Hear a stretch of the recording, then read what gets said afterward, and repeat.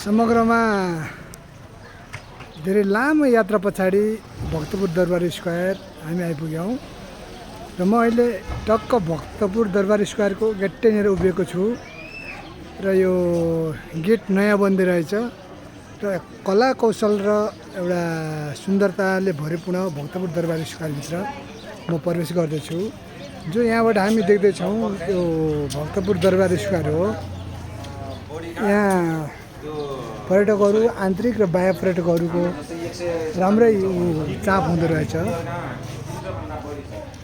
यो भक्तपुर दरबार स्क्वायर हो। अब यहाँ चाहिँ प्राचीन कालका मन्दिरहरू बनाइएको छ।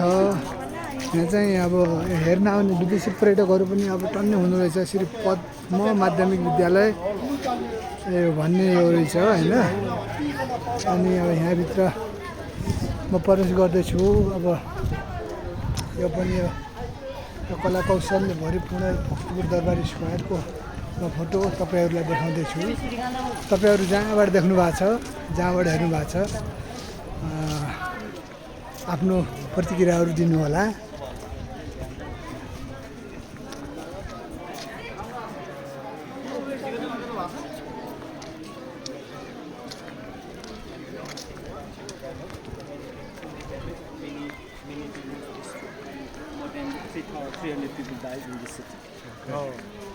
यो हो भक्तपुर दरबार स्क्वायर।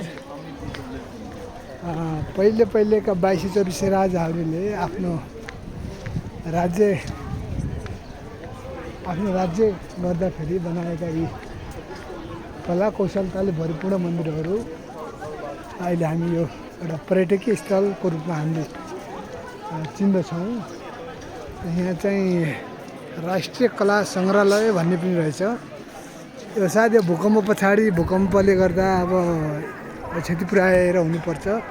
यी घरहरूलाई अझै पनि टेको लगाएर राखिएको छ, अझै निर्माण गरिएको छैन। यिनी चाहिँ मन्दिरहरू, यी ढुङ्गाले बनाएको मन्दिरहरू यहाँ छन्। हेर्नुहोस्,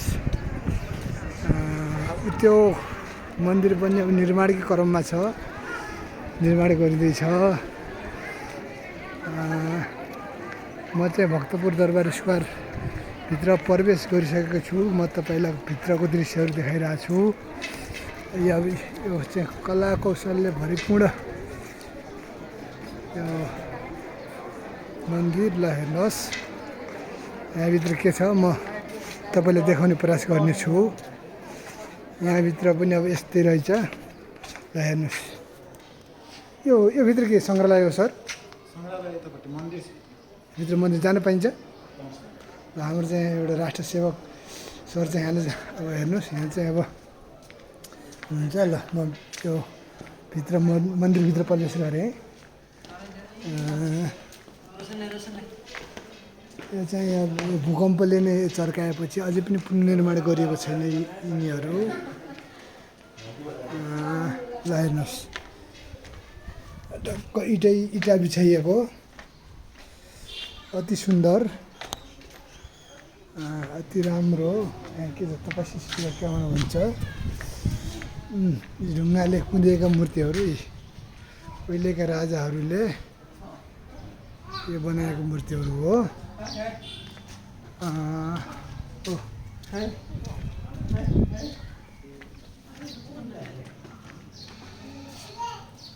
यो चाहिँ कला कौशलले भरिपूर्ण भक्तपुर दरबार स्क्वायर भित्रको दृश्य म तपाईँलाई देखाइरहेको छु। यो चाहिँ भक्तपुर दरबार स्क्वायर हो। यहाँ चाहिँ